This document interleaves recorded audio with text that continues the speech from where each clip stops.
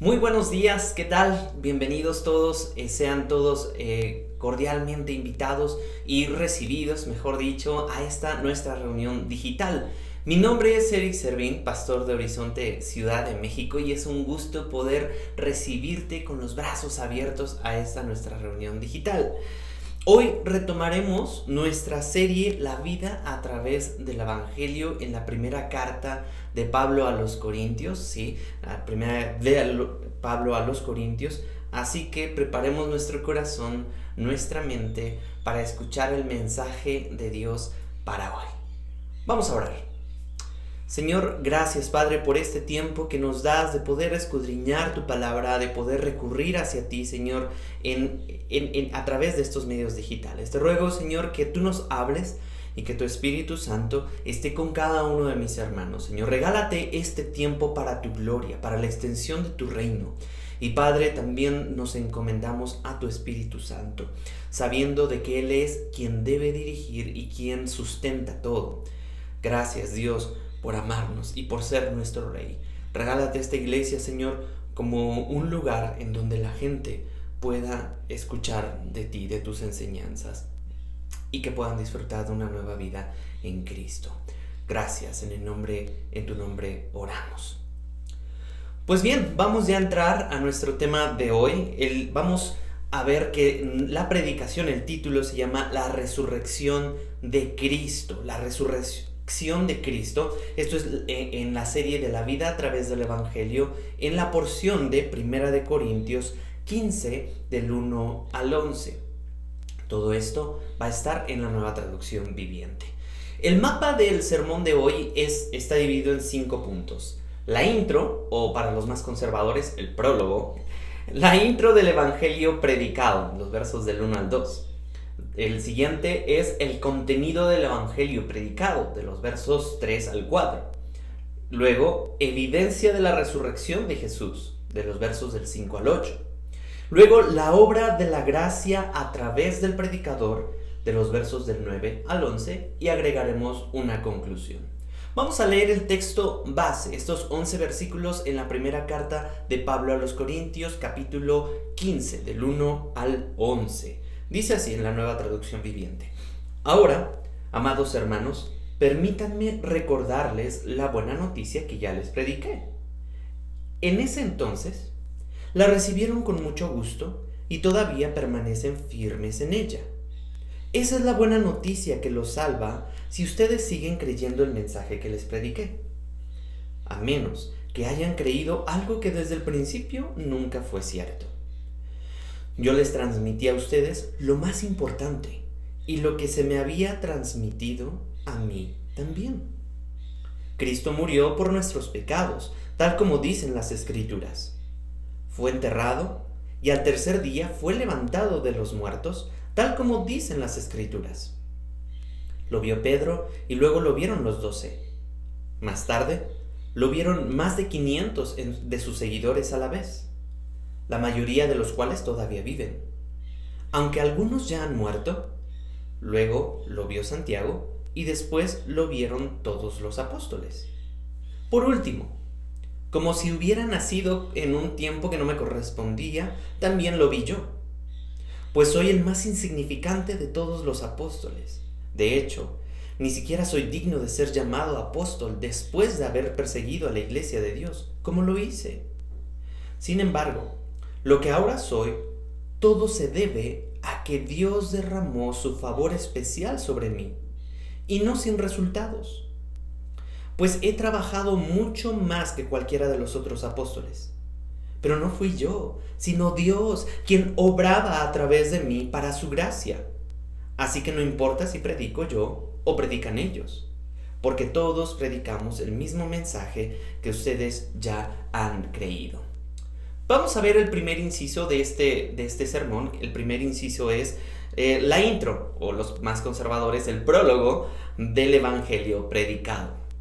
Estos primeros 2 versículos los voy a volver a leer para que los tengamos frescos. Ahora, amados hermanos, permítanme recordarles la buena noticia que ya les prediqué. En ese entonces la recibieron con gusto y todavía permanecen firmes en ella. Esa es la buena noticia que los salva si ustedes siguen creyendo en el mensaje que les prediqué, a menos que hayan creído algo que desde el principio nunca fue cierto. Qué increíble, si recordamos todo el contexto y toda la historia que Pablo tuvo en la iglesia de los Corintios, en donde él permaneció 1 año y medio predicando y enseñando. Ahora, aquí recordemos que la palabra evangelio es derivada del griego evangelion, que significa las buenas nuevas o las buenas noticias, ¿sí? Y es un término externo al cristianismo, que el cristianismo bien lo adoptó, y posteriormente se identificó la palabra evangelio como todo lo relacionado al plan divino de Dios. Entiéndase, la creación, la caída, la redención y la restauración de la creación por medio del plan divino de Dios. Si alguien les pregunta qué es el evangelio, lo podemos resumir en 4 elementos. Los repito: la creación, la caída, la redención y la restauración de todas las cosas. Esos son los 4 puntos que nosotros podemos entender ahora a través de la Biblia de lo que significa el evangelio. Hablar de Jesucristo tan solo es una porción de todo lo que el evangelio implica. Por eso necesitamos la Biblia de pasta a pasta para que tú puedas tener todo el mensaje de Dios en tus manos. Eso es muy importante. El evangelio de Dios, el evangelio de Jesucristo abarca desde la creación hasta la consumación. Así que vamos a continuar, porque eso Pablo lo tenía muy claro en su mente cuando escribió esta carta. El beneficio del evangelio, entonces, para el hombre es que éste se revela por voluntad de Dios, ¿sí?, al hombre pecador. Eso es glorioso. Dios hablándole y acercándose a aquel hombre o mujer que esté enlodado, empuercado en el lodo cenagoso, y entonces le regala esta buena noticia. El evangelio no es una noticia que solo se recibe de forma pasiva, como, bueno, ya qué buena noticia, y lo voy a guardar en mi escritorio o lo voy a guardar en mis archivos para luego revisarlos, ¿no? Como ahí guardar y que haya después una columna que aplaste ese recordatorio o esa buena noticia y jamás en la vida lo volvamos a ver. No. Es activa este mensaje, la respuesta. Nuestro Jesús nos enseñó a permanecer en Él, en esta buena noticia. Permanecer en Jesucristo es un atributo vital y subrayado por Pablo usando la palabra katecho, que significa sostener tu creencia. ¿Sí? Pablo le estaba diciendo: ustedes, corintios, han permanecido, han retenido esta buena noticia. Y está utilizando esta palabra katecho en el griego.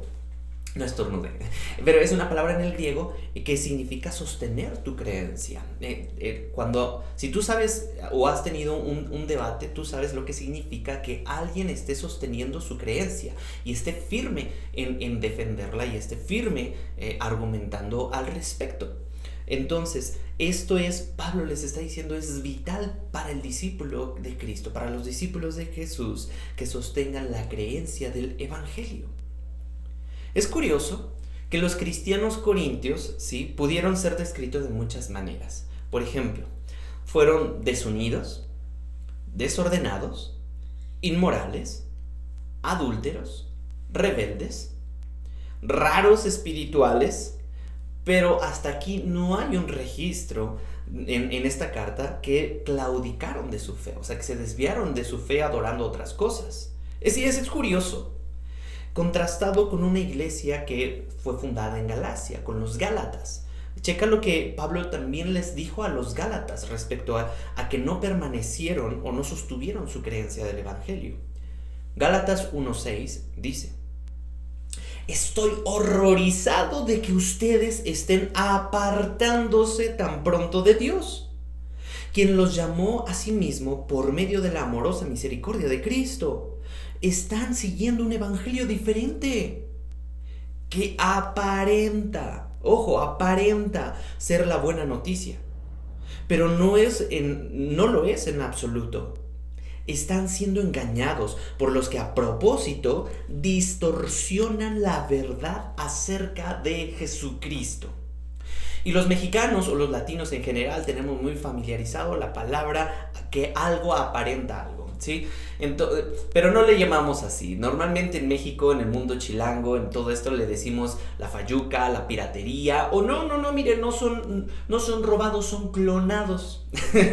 Y entonces dan a entender el mismo, dan la apariencia de algo original cuando no tienen la misma calidad, ¿sí? Y entonces los gálatas adoptaron piratería en el evangelio, por así decirlo, y es porque estaban distorsionando la verdad acerca de Cristo. Se estaban dejando engañar por ese evangelio pirata, ese evangelio que no es real, clonado, y que no trae ningún impacto dentro de la vida del pecador. Mucho cuidado si tú estás escuchando mensajería o mensajería, audios o conversaciones piratas acerca del evangelio.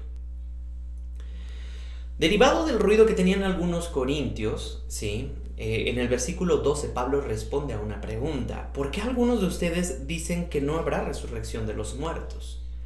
No estaban claudicando, no estaban diciendo que no estaban siendo unos herejes, sino que algunos dicen que no habría resurrección de los muertos. Los corintios tenían esa forma de pensamiento, y Pablo en los versículos del 1 al 11 va a tratar de darle respuesta a esa pregunta. ¿Por qué piensan ustedes que no se da la resurrección de los muertos? Bueno, lo que sí puede ser diluido, porque el mensaje de Dios nunca puede ser diluido, pero lo que sí puede ser diluido son tus creencias, ¿sí? A un grado frágil y volátil. Recuerda qué creencias tenías cuando eras niño, ¿sí? ¿Qué creencias tenías cuando eras joven? ¿Qué creencias tenías el día de hoy? ¿Qué creencias han ido en un camino frágil y volátil? ¿O en realidad han ido madurando para poder absorber y nutrirse de una idea del mensaje de Dios? Lo que sí puede ser diluido o hasta quebrado son tus muletas en las que te apoyas. Entiéndase. Lo que vino a hacer la pandemia fue evidenciar eso. La vanidad en este mundo como una muleta. Es decir, la falta de solidez que este mundo ofrece. Es muy fácil de hacerlo a un lado, porque separados de Dios nada podemos hacer. Lo que puede diluirse son nuestras creencias, nuestras muletas, nuestros ídolos. Esos pueden quebrarse, pero hay algo que permanece para siempre, y ese es el mensaje de Dios. El evangelio no puede ser diluido, ¿sí?, en el tiempo, ni por las guerras, ni por las personas, ni por la muerte, porque Dios permanece para siempre, dice Hebreos 1:11. Dios permanece para siempre. Ese es el fundamento sólido en esta eternidad, en este mundo subjetivo, en este mundo relativista. Y David Guzik, un comentarista pastor, menciona al respecto: cada cristiano debe tomar una responsabilidad seria de no solo tener un buen pasado y un buen presente, sino determinar tener un buen futuro también con el Señor. ¿Sí? Recuerdas que en los distintivos vimos que es necesario empezar en el Espíritu y terminar en el Espíritu Santo. Porque los corintios estaban iniciando en el Espíritu, y Pablo quería que permanecieran en el Espíritu, en la palabra del Señor, no a su vez con los gálatas insensatos que se estaban dejando. Pablo estaba horrorizado por esa respuesta de los gálatas, y empezaron en el Espíritu, ciertamente, pero ya estaban terminando en la carne. Que no nos pase eso. Somos responsables no tan solo de tener un buen pasado, ¿sí?, y tener un buen presente, sino determinar tener un buen futuro en y con el Señor y para el Señor. Voy a pasar a mi siguiente punto, a los siguientes versículos: el contenido del evangelio predicado, en los versículos 3 al 4. Acompáñame en tu Biblia. Versículo 3. Yo, Pablo, obviamente, les transmití a ustedes lo más importante, lo que se me había transmitido a mí también. Quiero hacer una pausa. La calidad del mensaje es directamente proporcional a la calidad de la fuente del emisor. Si tenemos un mal emisor, tendremos un mensaje distorsionado. Si tenemos un buen emisor y en el transcurso hay ciertas distorsiones o ciertos entes que pueden causar resistencia o diluir el mensaje, al final el receptor va a tener un mensaje equivocado o diluido, ¿no? En ese sentido, ¿te acuerdas los que jugaron el teléfono descompuesto? Los que tuvieron la oportunidad de jugar esto. No importa las personas que estén en medio entre el emisor y el receptor. Si hay una persona, a veces ese mensaje se puede diluir. Y Pablo, no digo que haya jugado ese juego, pero definitivamente dice, yo les transmití lo más importante, lo que se me transmitió a mí también. Y ojo, vamos a ver qué intermediarios estuvieron en medio de ese mensaje, entre el mensaje y Pablo, ¿sí? Gálatas 1:12 dice, no recibí mi mensaje de ninguna fuente humana, ni nadie me lo enseñó. En cambio, lo recibí por revelación directa de Jesucristo. Me encanta, porque entre el mensaje y el emisor y el receptor no hubo ningún intermediario. Fue directamente por revelación de Jesucristo. Y Pablo entonces, fielmente, fidedignamente, en HK, no sé, en HK le está transmitiendo este mensaje a los corintios. Por eso es muy importante tu relación también, que no sea derivada de un intermediario. La cuestión, la dinámica de un pastoreo o la dinámica de una predicación como esta puede facilitar algunos conceptos, entender algunos conceptos, pero tu relación primordial es tu intimidad con el Señor, tu conversación directa con el emisor, con Jesucristo. Y me encanta porque, déjame decirte lo que puse en mis notas, no rebajemos el plan perfecto de Dios a la brillantez de la invención humana. Por favor, no hagamos eso.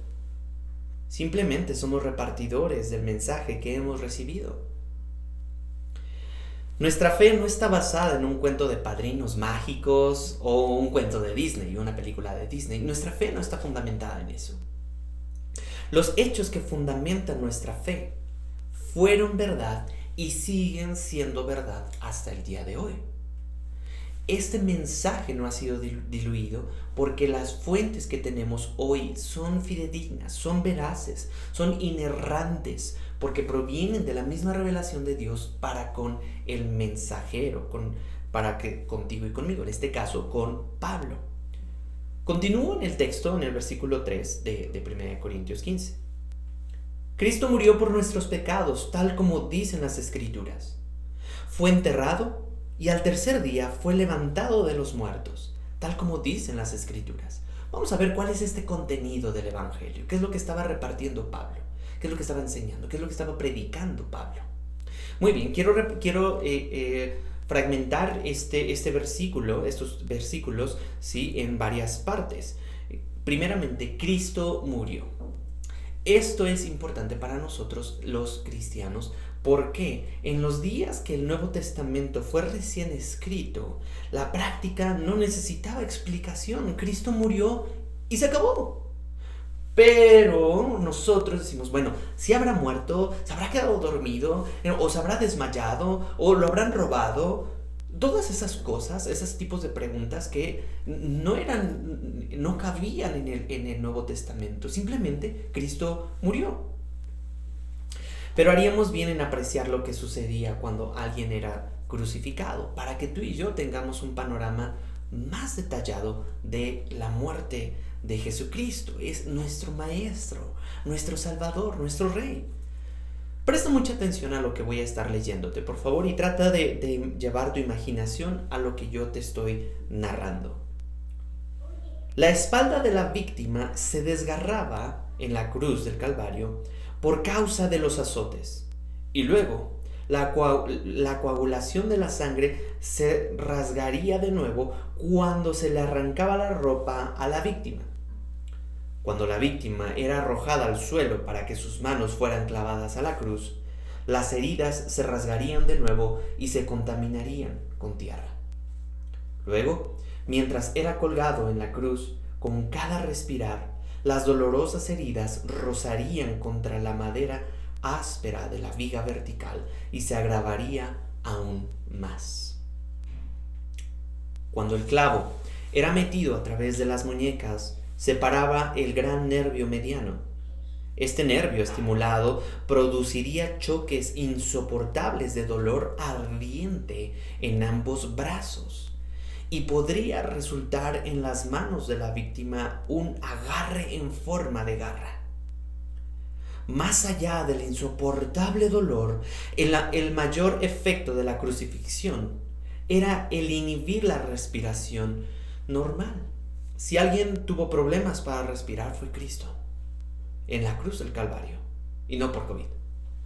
El peso del cuerpo, tirando de los brazos y hombros, tendría que fijar los músculos en un estado de inhalación, obstaculizando la exhalación. La falta de respiración adecuada resultaría en calambres musculares severos, los cuales obstaculizarían aún más la respiración. Para respirar bien, uno tendría que empujar contra los pies, flexionar los codos, jalándose desde los hombros, poniendo el peso del cuerpo sobre los pies, que produciría un dolor abrasador, y flexionar los codos torcería las manos que cuelgan de los clavos. Levantar el cuerpo para un respiro también rasparía dolorosamente la espalda contra el poste de madera áspero. Cada esfuerzo por respirar de forma apropiada sería agonizante, agotador, y llevaría a una muerte más rápida. No era raro, dice un comentarista, que insectos aparecieran y se metieran dentro de las heridas abiertas o los ojos, orejas o nariz de la moribunda e indefensa víctima. Y a veces podrían venir aves de rapiña y rasgarían esas zonas expuestas.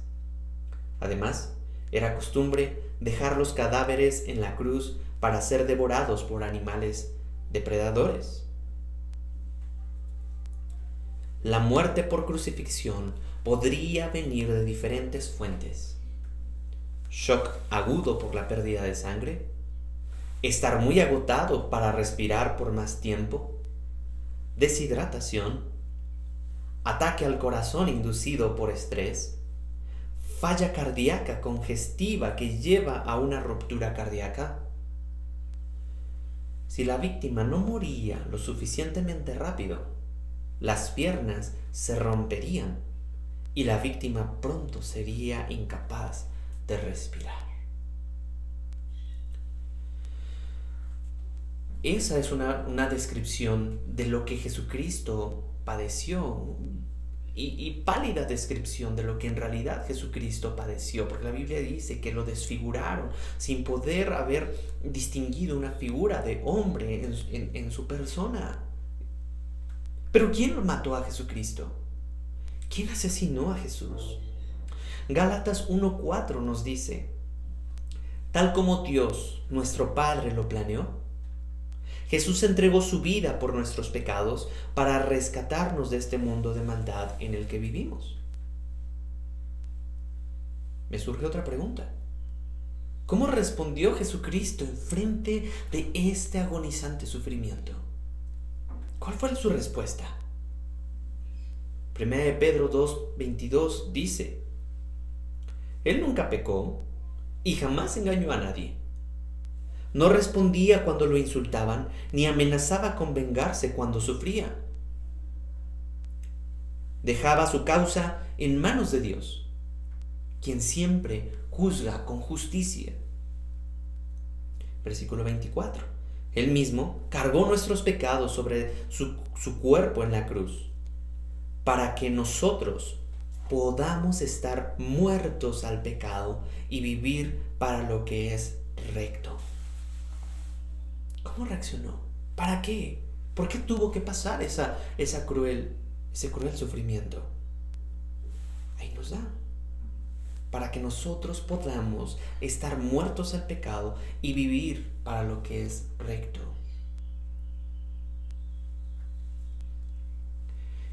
Regresando a nuestro texto base en 1 Corintios, en estos versículos del 3 al 4, la siguiente inciso que quiero ver, o el siguiente fragmento que quiero ver es: murió por nuestros pecados. Por nuestros pecados es lo que voy a tratar de describir o dar detalle. En algún momento antes de que Jesús muriera, antes que el velo se partiera en dos de arriba para abajo, antes que pronunciara esa épica palabra tetelestai, que significa consumado es, pagado por completo, sucedió una espectacular y única transacción espiritual. El Padre puso sobre Jesús toda la culpa e ira que nuestro pecado merecía sobre Él. Y Él la recibió sobre sí mismo perfectamente, satisfaciendo por completo la ira de Dios por nosotros. Tristemente, la idea de que Cristo perdona él o los pecados es una posición muy adoptada dentro de nuestra modernidad, ¿sí? Porque el concepto del pecado se piensa entonces como un asunto externo al corazón y cómodo para deslindarse de la responsabilidad del pecado. Piensa en esto, por favor, piensa en esto. Génesis 3 nos narra, Génesis 3:11 dice: ¿acaso, está hablando Dios con Adán, ¿acaso has comido del fruto del árbol que te ordené que no comieras? Está bien, Dios está haciendo una pregunta. El hombre contestó: la mujer que tú me diste fue quien me dio del fruto y yo lo comí. Pregunta mía: ¿quién piensa Adán que tuvo la culpa de su pecado? Vamos a ver, otra persona, versículo 13. Entonces el Señor Dios le preguntó a la mujer, vamos a checar, ¿qué has hecho? Contesta la mujer: la serpiente me engañó, contestó ella, por eso comí. Pregunta: ¿quién piensa Eva que tuvo la culpa de su pecado? Vamos a pasar del Antiguo Testamento al Nuevo Testamento para ver esta posición. Lucas 18:11 dice: el fariseo, de pie, apartado de los demás, hizo la siguiente oración: te agradezco, Dios, que no soy como otros, tramposos, pecadores, adúlteros. Para nada soy como ese cobrador de impuestos. Mi pregunta es: ¿quién piensa este fariseo que tiene la culpa del pecado en el mundo? ¿Te das cuenta? Adoptar la posición de que Jesucristo murió por el pecado o los pecados nos pone en una posición bien cómoda.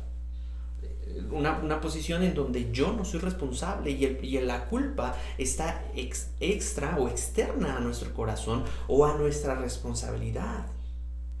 Por eso nos cuesta tanto trabajo asumir nuestra responsabilidad por nuestro pecado. No así adoptando la correcta perspectiva bíblica sobre este tema.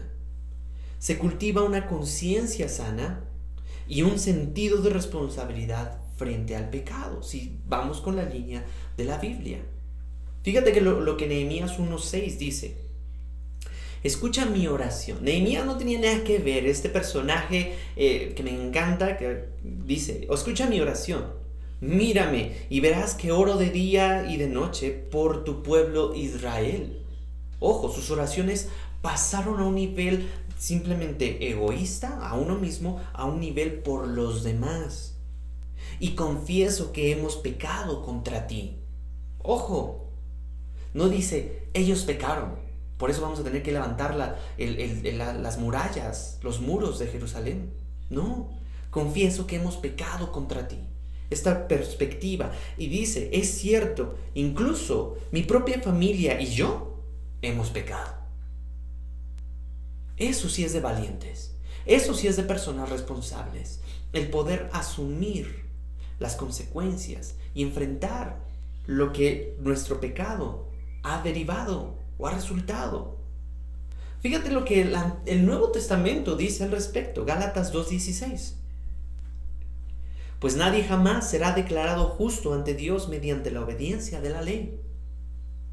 Por lo tanto, aquí corrigiendo así a la mayoría de las personas que piensan que el pecado es principalmente romper reglas. Voy a dar una pequeña definición para que podamos quitarnos esa idea de que, no, es que el pecado es romper reglas en contra de Dios. No necesariamente.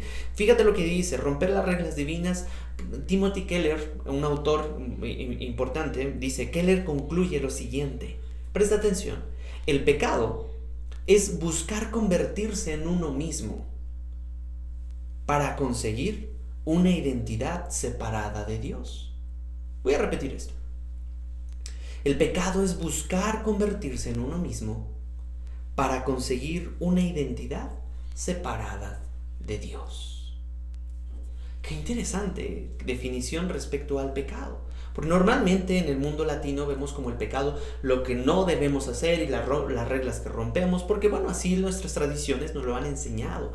Pero me gusta porque esta pequeña definición, si bien no es bíblica, pero sí nos da... Decir no bíblica, no estoy diciendo que sea una herejía, estoy diciendo que esta definición textualmente no viene en la Biblia, pero esta definición humana me ayuda a ampliar nuestro criterio y nuestro panorama respecto al pecado. Dice, para conseguir una identidad separada de Dios, ¿sí? Buscar convertirnos en uno mismo. Por esto esta idea de ser la mejor versión de ti mismo, estoy totalmente en contra. Porque no es eso sí no es bíblico. ¿Sí? El pecado no es solo hacer cosas malas. Escúchame por favor, hermanito, hermanita, doña religiosa o hermano fariseo. El pecado no es solo hacer cosas malas, sino vivir en acciones, pensamientos o deseos buenos como algo más valioso, con mayor propósito y felicidad que tu relación con Jesucristo.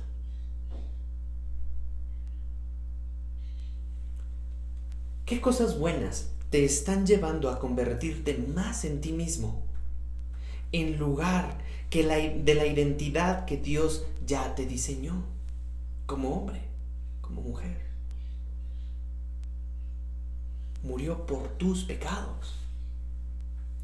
Continúo en mi siguiente inciso. Tal como dicen las Escrituras. Murió por nuestros pecados, tal como dicen las Escrituras. Fíjate lo que dice Mateo 26:24. Jesús está hablando. Pues el Hijo del Hombre tiene que morir, tal como lo declararon las Escrituras hace mucho tiempo. Lucas 24:25 dice, entonces Jesús les dijo, ¿qué necios son? ¿Les cuesta tanto creer todo lo que los profetas escribieron en las Escrituras? ¿Acaso no profetizaron claramente que el Mesías, está hablando Jesucristo, tendría que sufrir todas esas cosas antes de entrar en su gloria? 27. Entonces Jesús los guió por los escritos de Moisés y de todos los profetas, explicándoles lo que las Escrituras decían acerca de Él mismo. La muerte de Jesucristo ya estaba presupuestada en el plan del Señor. Así es la economía de nuestro Dios dentro de ese gran panorama divino. Ahora, si ya estaban como en las Escrituras, dice, fue enterrado. Murió por nuestros pecados, como dicen las Escrituras, fue enterrado. Ahora, normalmente eso lo pasamos muy rápidamente en nuestra lectura, pero el que fuera enterrado tiene ciertas cosas importantes. Bueno, cosas muy importantes. El entierro confirma la muerte de alguien, normalmente. La que una persona sea enterrada confirma la muerte del individuo. Juan 19:33 dice, cuando llegaron a Jesús, ya después de que estuvo en la cruz, vieron que ya estaba muerto. Así que no le quebraron las piernas, estas escoltas romanas. Versículo 35. La información anterior proviene de un testigo ocular que presenta un relato fiel. Y él dice la verdad para que ustedes también continúen creyendo. Hubieron testigos presenciales, testigos oculares, que presenciaron esto y que concluyen de que fue real. La muerte y el entierro de Jesucristo no fue un sueño guajiro de alguien. La muerte, el entierro de Jesucristo no fue ojalá, como un cuento poético o una canción romántica acerca de nuestro Salvador. Fueron hechos históricos reales, verídicos, confirmados por la ciencia, confirmados por la historia. Y el entierro también tenía que suceder porque cumple la profecía que Isaías 3:9 dice: pero fue enterrado como un criminal, fue puesto en la tumba como un hombre rico. El entierro de Jesús fue en la tumba de un hombre rico. Mateo 27:57 lo confirma. Al acercarse la noche, José, un hombre rico de Arimatea, que se había convertido en seguidor de Jesús, versículo 60, lo colocó en una tumba nueva, su propia tumba que había sido tallada en la roca. ¡Wow! ¡Qué corazón de este hombre! Luego hizo rodar una gran piedra para tapar la entrada y se fue. Tanto María Magdalena como la otra María estaban sentadas frente a la tumba y observaban. Testigos oculares. Fue real, no fue un invento. Y luego, después de que lo enterraron, al tercer día fue levantado de los muertos, ¿sí? Dice, quiero mencionar esto. Esto es el mensaje medular de nuestro texto base en 1 Corintios capítulo 15. La resurrección mostró que Jesús no sucumbió al resultado inevitable del pecado, porque la muerte, por todo aquel que peca, tiene que morir. Y la resurrección es prueba de su conquista sobre la muerte. Eso es fascinante y eso es espectacular para el creyente. Mateo 17:22 dice: Jesús les dijo: el Hijo del Hombre será traicionado y entregado en manos de sus enemigos. Lo matarán, pero al tercer día se levantará de los muertos. Hechos 2:24 nos dice: pero Dios lo liberó de los terrores de la muerte y lo volvió a la vida, pues la muerte no pudo retenerlo bajo su dominio. Amén a eso. Hechos 3:15 dice: ustedes mataron al autor de la vida, pero Dios, me encanta ese pero Dios, eso es glorioso, lo levantó de los muertos. Y nosotros somos testigos de ese hecho, dicen los apóstoles. ¡Qué increíble! Y vamos en la última parte de eso, tal como dicen las escrituras, ¿sí? Al tercer día fue levantado de los muertos, tal como dicen las escrituras. Vamos a poner eso. Hechos 2:31 dice: David estaba mirando hacia el futuro y hablaba de la resurrección del Mesías en su escrito, refiriéndose al Salmo 16. Y él decía que Dios no lo dejaría entre los muertos, ni le permitiría que su cuerpo se pudriera en la tumba. Esa resurrección, como dicen las escrituras, Jesucristo fue cumpliéndolo detalle a detalle, punto a punto, para que Él fuera la confirmación. No hay duda, Jesucristo es el Mesías. Fue ese Hijo del Hombre resucitado que cumplió hasta el más pequeño detalle. Y 2 de Timoteo 1:10, Pablo dice: destruyó el poder de la muerte e iluminó el camino de la vida y a la inmortalidad por medio de la buena noticia. Destruyó el poder de la muerte. Eso es glorioso. Ese es mi Dios. Ese es Cristo. Eso es poderoso. Vamos a continuar en nuestro texto base. Regresamos por favor a 1 Corintios capítulo 15 del versículo 5 en adelante. Dice: lo vio Pedro y luego lo vieron los 12. Más tarde, lo vieron más de 500 de sus seguidores a la vez, la mayoría de los cuales todavía viven, aunque algunos ya han muerto. Luego lo vio Santiago y después lo vieron todos los apóstoles. Aquí está la evidencia de la resurrección de Jesús. Este es mi inciso C, o mi tercer punto de este sermón, la evidencia de la resurrección de Cristo. Ya vimos la intro, ya vimos, también el contenido de ese mensaje. Vamos a ver la evidencia de esa resurrección. A pesar de que nadie vio la resurrección de Jesús, o sea, nadie estaba en la tumba, no había cámaras viendo cómo Jesucristo, no sé, me atrevo a pensar, se desintegró en sus partículas y después de ahí, en su cuerpo glorificado, ascendió al cielo. Nadie estuvo presente en eso. Muchos vieron al Jesús resucitado, ¿sí? Pablo ahora llama a esos testigos de la resurrección. Sí, hay personas que fueron testigos al establecer más allá de toda controversia que Jesús fue levantado de los muertos en un cuerpo de resurrección, en un cuerpo glorificado. No fue el sueño de unos cuantos, no fue un delirio de algunos pocos. Fueron muchas personas que fueron testigos de este hecho real. Lo vio Pedro. No se nos dice mucho acerca de esta visita, cómo Jesús estuvo con Pedro, pero podemos asumir que había una necesidad de consuelo y restauración en Pedro, que Jesús suplió. ¿Recuerdas la última escena entre Pedro y Jesucristo? Cuando lo negó 3 veces. Una canción lo describe muy interesante. Una canción dice respecto a ese encuentro: yo, Pedro, no soy el que dice jamás, y no conozco a ese hombre Jesús. Y entonces demostré en verdad lo que soy al canto del gallo. Y mirando a mis ojos te vi, y tú sabías muy bien quién era yo. La espalda te mostré, te dejé solo ahí, te dejé solo ahí. Este hermoso detalle de Jesús encontrándose con Pedro para suplir una probablemente necesidad de consuelo y de restauración. Qué hermoso es mi Jesús. Probablemente tú seas ese Pedro el día de hoy, que le dio la espalda, abandonando la buena noticia. Pero Jesucristo está dispuesto a ir contigo, perdonarte, consolarte y darte una nueva vida. Luego se le apareció a los 12, ¿sí? Hechos 1:3 dice: durante los 40 días después de que sufrió y murió, Jesús apareció varias veces a los apóstoles y les demostró con muchas pruebas convincentes que Él, Jesucristo, realmente estaba vivo, y les habló del reino de Dios.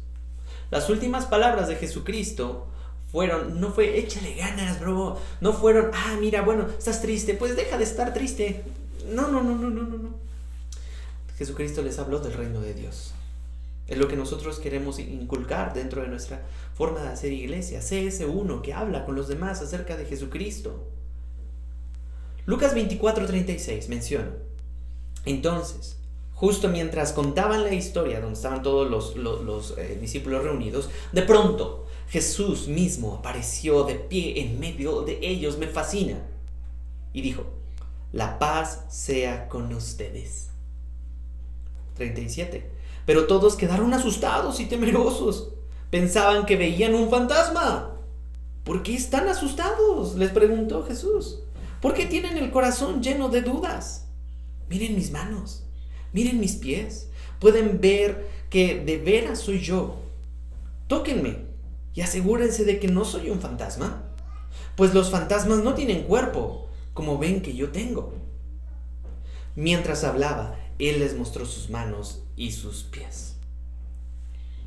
Un comentarista dice: ve y pregúntale a esas personas que vieron al Jesús resucitado. No hay un puñado de almas autoengañadas. Hay, literalmente, cientos que vieron al Jesús resucitado con sus propios ojos. Ellos saben que Jesús se levantó de la muerte. La resurrección de Jesucristo fue real. Luego se le apareció a Santiago, ¿sí?, que también se puede traducir como Jacobo, el supuesto hermano de Jesucristo, ¿sí?, el hermano de Jesús, quien es visto como un líder prominente en la iglesia, según Hechos 15. Se le apareció. Jesús tuvo su agenda. ¿Y a mí qué? ¿Cómo que Jesús se le haya aparecido en ese orden? Jesucristo lo que hizo fue evidenciarlo. Cada quien tuvo temas con que hablar con cada uno de ellos, o con las personas, con multitudes, ¿sí? 12 a 500, a Santiago. Aquí por último, en el versículo 8 de nuestro texto base, dice: por último, dice Pablo, como si hubiera nacido en un tiempo que no me correspondía, también lo vi yo. Primero a Pedro, luego a los discípulos, luego a 500, luego a Santiago y por último a Pablo. Y Pablo podría estar diciendo que él no tuvo un periodo de gestación, ¿sí? Porque un tiempo que no me correspondía, de 3 años como los otros apóstoles. Él entró en una escena de repente, si recordamos la historia.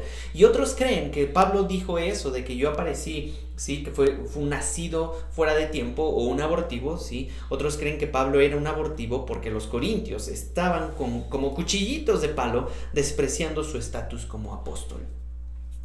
Independientemente cuál haya sido el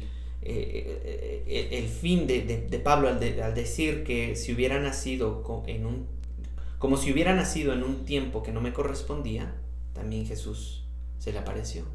Pero eso fue importante. No sé por qué Pablo lo menciona así. Hay esos dos puntos de vista, ¿no? Pero definitivamente el carácter cambiado de los apóstoles y su disposición de morir por el testimonio de la resurrección elimina el fraude como una explicación de una tumba vacía.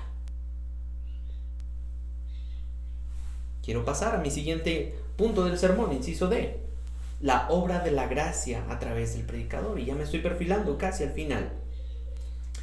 Dice el versículo 9, pues soy el más insignificante de todos los apóstoles. De hecho, ni siquiera soy digno de ser llamado apóstol después de haber perseguido a la iglesia de Dios, como lo hice. ¿Sí? Acuérdate, Pablo fue un asesino, perseguidor, hostil en contra de los discípulos de Cristo.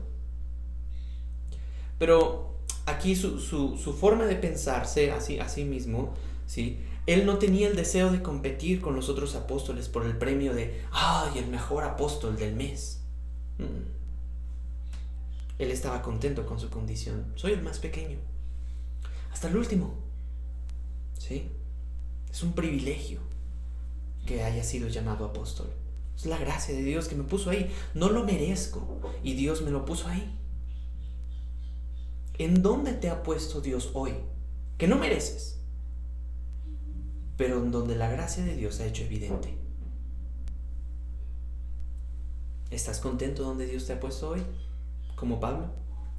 Pablo sentía o se pensaba correctamente que sus pecados eran peores, porque era responsable por la muerte, por así decirlo, encarcelamiento y sufrimiento de cristianos, quienes él persiguió antes de que su vida fuera cambiada por Jesús. La historia lo confirma. Hechos 8, Hechos 9, Gálatas 1, Filipenses 3, 1 Timoteo 1. Ahí Pablo está diciendo. Versículo 10. Sin embargo, lo que ahora soy, todo se debe a que Dios derramó su favor especial sobre mí. Y no sin resultados, pues he trabajado mucho más que cualquiera de los otros apóstoles, pero no fui yo, sino Dios quien obra a través de mí por su gracia. Número 1. Pablo se sabía progresivamente transformado de mente, perdonado, limpio, lleno de amor, cuando antes él estaba lleno de odio contra los discípulos de Cristo. Número 2. La gracia que nos salva también nos transforma. Según este versículo, la gracia que nos salva también nos transforma. La evidencia es Pablo. La gracia transformó a Pablo. Y no puedes recibir la gracia de Dios sin ser progresivamente transformado también por ella. La transformación no viene de la noche a la mañana como algunos proponen. Y los cambios no estarán completos hasta que pasemos a la eternidad, bro. Pero ciertamente somos y seremos transformados a la imagen de Dios, a la imagen de Cristo. Somos y seremos. Y 3. El cambio que estaba recibiendo Pablo de parte de la gracia de Dios no era una glorificación corporal. ¡Wow! Mírenme, ahora cuánto corporalmente, cuántas cuestiones externas estoy teniendo. No. No era una glorificación corporal, sino una transformación mental. Transformadamente, la mente estaba siendo transformada, entiéndase, y es decir, era un cambio de adentro para afuera. Primero adentro, luego afuera. Versículo 11. Así que no importa si predico yo, Corintios, o predican ellos. ¿Quiénes? Pues Cefas, Apolos o cualquier otro, Pablo o cualquier otro mensajero en los Corintios, no importa, porque todos predicamos el mismo mensaje que ustedes ya han recibido. Con eso concluye Pablo en esos primeros 11 versículos. Ya sea Pablo o algunos de los otros apóstoles trajeran mensaje, el resultado fue el mismo. Ellos predicaron la resurrección de Jesús. ¿Sí? Ellos predicaron la resurrección de Jesucristo. Y los cristianos primitivos creyeron en esa resurrección. Concluyo. Mi conclusión es esta. Es inútil buscar un cambio de raíz, enfocándote solamente en las raíces, en las ramas. Un cambio verdadero de las personas no es cuántas veces intentan el cristianismo, porque Jesús no es una religión que intentas. Cristo es un rey al que te rindes. La resurrección de Cristo le otorga a sus hijos la libertad para, checa esto, no creerte superior cada vez que haces más cosas que los demás, para poder comer de una forma diferente. La resurrección de Cristo le da la libertad también para usar el dinero con propósitos eternos. Te da la libertad para pastorear el corazón de tus hijos. La resurrección de Cristo nos sirve para la renovación de tus pensamientos y actitudes. Y la resurrección de Cristo le otorga a sus hijos la libertad para que tu vida tome la semejanza de Dios y no la tuya. Arrepiéntete hoy y confía en la resurrección de Jesús. No endurezcas hoy tu corazón. Piensa en el futuro glorioso que se acerca y déjate resucitar por el Rey Jesucristo que se entregó en aquella cruenta cruz, para que hoy puedas experimentar una nueva vida, una vida de Cristo en adelante, en esta tierra no perfecta, no utópica, no de color de rosa, pero sí con la confianza de que un día será el glorioso retorno del Rey y consumará esto parcial y corruptible en algo inimaginable, donde su reino no tendrá fin, donde toda rodilla se doblará, porque será gobernado en su totalidad por nuestro buen soberano Rey Jesucristo resucitado. Espero que esta predicación y este sermón haya hecho reflexión en tu interior y haya sido de una bendición también para tu alma. Espero que esto haya sido para un impacto en tu corazón. Déjame orar. Señor, permítenos entonces entender la resurrección de Cristo como un hecho trascendental en la eternidad, Señor, y que impacta en nuestra temporalidad para poder entonces ser y caminar y tener la libertad de ser semejantes a tu imagen. Jesucristo, así como Pablo fue una prueba evidente de tu gracia, un trofeo de tu gracia, Señor, permítele a mi hermano, a mi hermana, experimentar esa gracia por medio del Evangelio para la transformación de su interior, su corazón, su mente y toda su vida en general. Señor, aquí estamos. Toma personas, regálate personas quebradas, sana personas dolidas, restaura nuestra vida, tráenos consuelo, para entonces vivir una vida tomada y confiada en tu soberanía, en tu providencia, y que suceda una transformación de mente, Señor. Y así podamos caminar en Cristo para tu gloria. En el nombre de Jesús. Amén y amén. Muchas gracias por tu atención, ¿sí? Nos vemos la próxima semana y espero que este mensaje haya sido de bendición para ti.